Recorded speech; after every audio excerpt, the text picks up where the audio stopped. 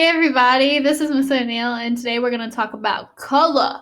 Color is one of the elements of art, and what's special about color is there is quite a lot actually to talk about because there's all kinds of different categories that go within color. So we're going to do that.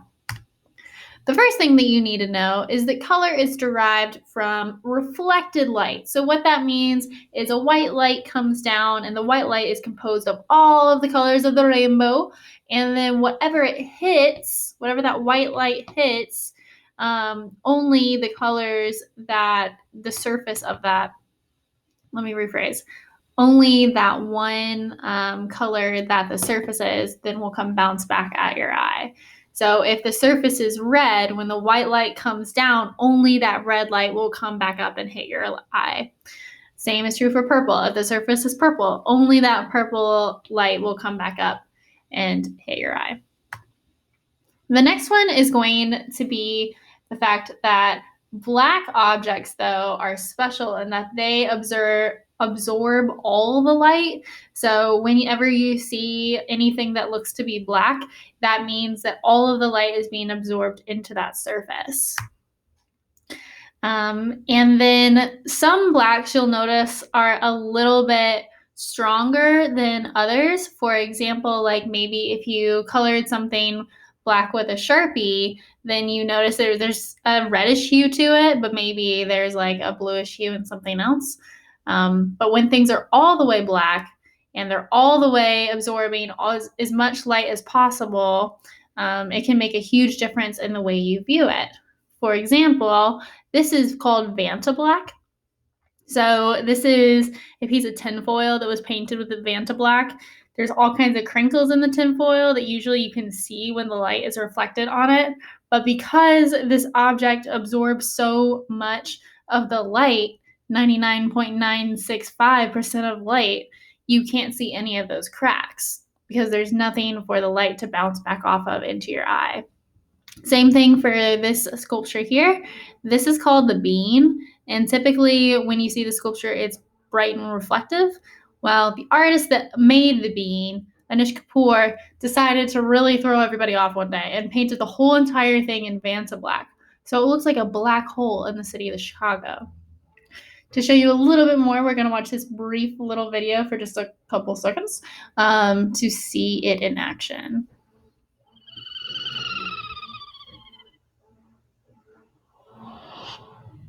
Here's an interesting clip, and what we've done, we've overexposed it massively and then dropped the lighting back so you can see how the shape suddenly appears out of nowhere. A high-tech company by the name of Surrey Nanosystems claims to have invented the blackest black you have ever seen, which goes by the name of Vantablack. Vantablack is the definition of darkness. It's a material that absorbs 99.965% of ultraviolet, visible, and infrared light. This super black coating holds the Guinness World Record as the darkest man-made substance. To give you an idea of what that actually looks like, Vantablack has been described as the closest thing to a black hole we'll ever see. Vantablack is so dark that the human eye can't discern its shape and dimension, which means if you were to cover a round object and pass it in front of another object coated in Vantablack, the round object will disappear and both objects will appear completely flat. The material is able to get so dark thanks to tiny carbon nanotubes that are roughly 3,500 times smaller than a human hair. You'll get the idea. If you want to see more about this, check out this PowerPoint and you can keep reading about it. Very cool substance, though.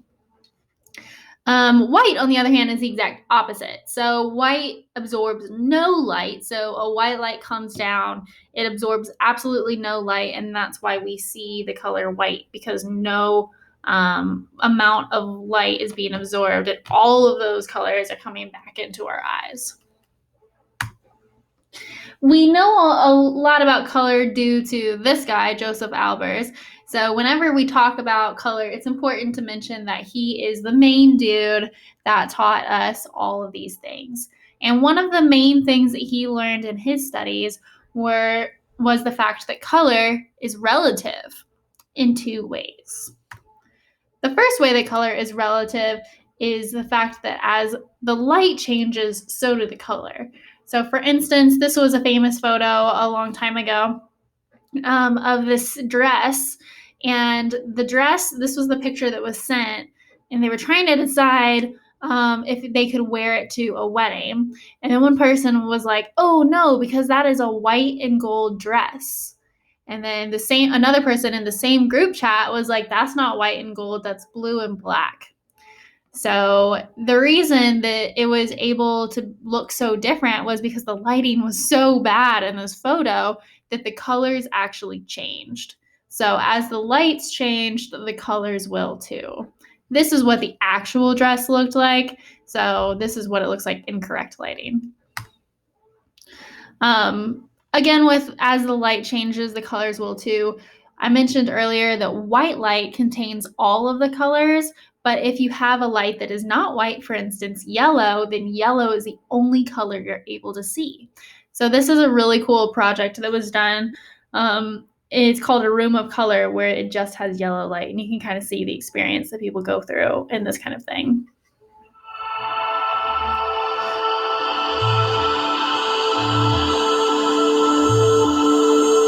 Walking into a black and white movie, but with orange light, it was incredible.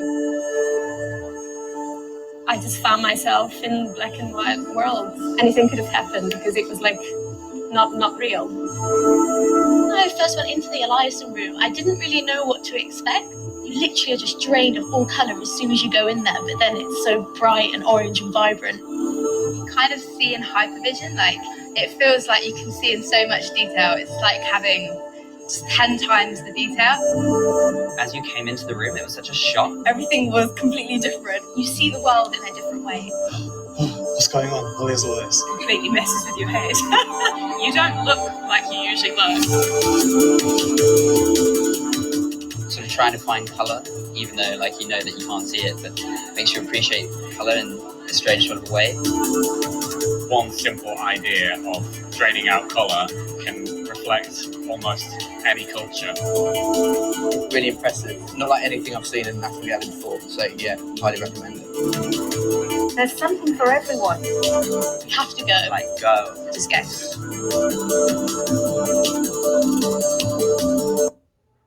Okay. So yeah, that was the Eliasson room. Along with that, the fact that color changes with light, and when yellow is the only light you see, that's the only color that you get to see. The second way that color is relative is going to be the way that colors change according to their surroundings. So what this means is, when you're in the mall and you're trying to decide if something is navy blue or black, so you pick up the object and you put it next to another object that is a different color to kind of compare it. That is what this principle is. Checking the surroundings of a color helps you see if the color is what you truly think it is. For example, if we're looking at these two squares, the square right here seems to be brighter because of its surroundings. But in all actuality, this color square is the same as this one here. So you can see that when I pull that away, they're the same color.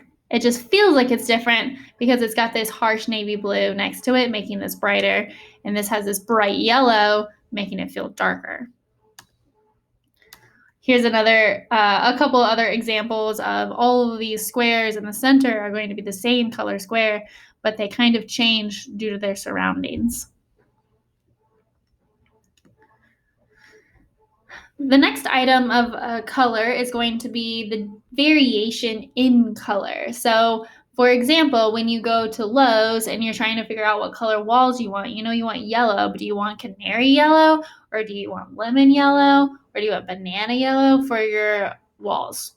All of these individual names for the same thing, for the same yellow, these are all the different hues that are within yellow. So hue is the name of each individual color.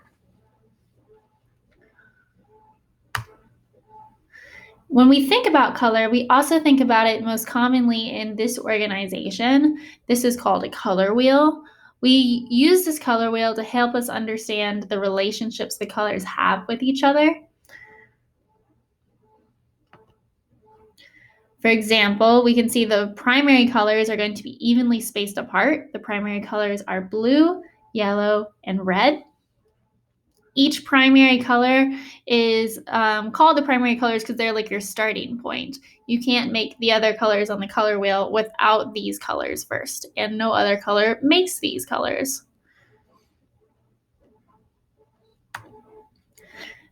If you mix one primary with another primary, then you get what's called a secondary color. So when you mix yellow and red evenly spaced on the color wheel, the next one is going to be orange. Or if you mix blue and yellow evenly spaced on the color wheel, the secondary color is green. And the same can be said for violet. So that is when you mix two primaries. And the last one here is intermediate colors. So this is where you mix a primary color and a secondary color together, and you get this kind of like in-between color. The way that we name our intermediate colors are going to be by starting with the primary and then hyphenating it to say the secondary afterwards. So if I mix red and orange together, it will be called red-orange. If I mix orange and yellow together, it'll be called yellow-orange because yellow is the primary and orange is the secondary. Colors across from each other on the color wheel are going to be called complementary colors. We have these colors this combination because each of these colors make the other one brighter across from it. So they kind of clash in a way that it forces the other one to feel brighter or more vibrant. Value is going to be the lightness or darkness of a hue. So for instance, remember we talked about hues being the name of individual colors. So if you have a really high value color, maybe it's going to be baby blue, so that hue is going to be a high value hue. Or you can have a dark value hue like navy blue. And that's the difference there. Anytime you add black to a color, you're producing what's called a shade. So a shade is when you add black to a color. This is going to produce a lower value color. So if we flip back to where it says value, to get this dark blue, they had to add in a little bit of black to make a lower value color, to make a shade. The next one, when you add white, so the opposite, when you add white to a color, you get a tint. And sometimes they even have their own names. For instance, this one might be pink.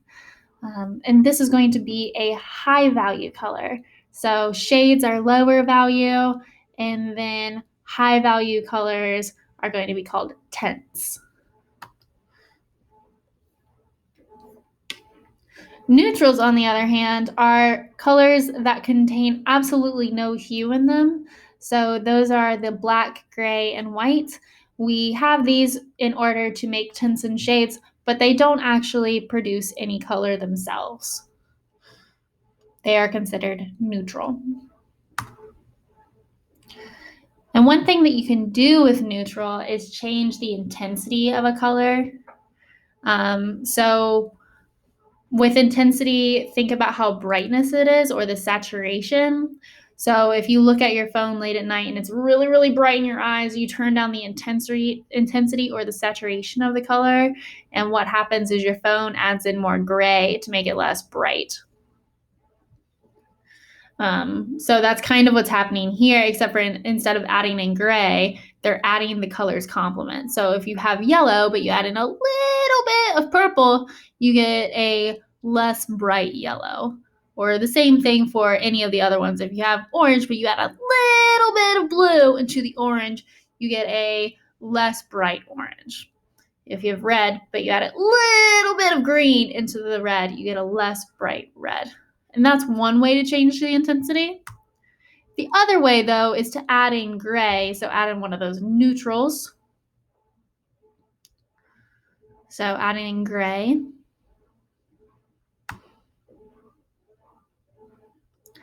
And then we already went over adding the color's complement. That's the second way to dull the intensity. Colors can also be divided in half on the color wheel. The sides yellow through red purple are going to be considered red violet. I'm sorry, the colors yellow through red purple are going to be considered warm colors. So they're warm colors because when we look at these colors, we think of things like summertime and salsa and fires. So they're considered warm colors. On the other hand, from yellow, green, all the way to purple, these are going to be called cooler colors because we think of things like morning dew on grass when we see them, or like frozen lakes and things like that. And then the last thing that I wanted to hit on before I completely let you guys go is with your projects, the next thing that we're going to ask you to do is to think about the color psychology that you want to incorporate into your artworks. So what mood do you want to convey? This is where we'll pick up in class. There is one more video for y'all to watch about color schemes, so make sure you have them both done for the next time that I see you. Thank you guys so much for watching this video, and I'll see y'all soon.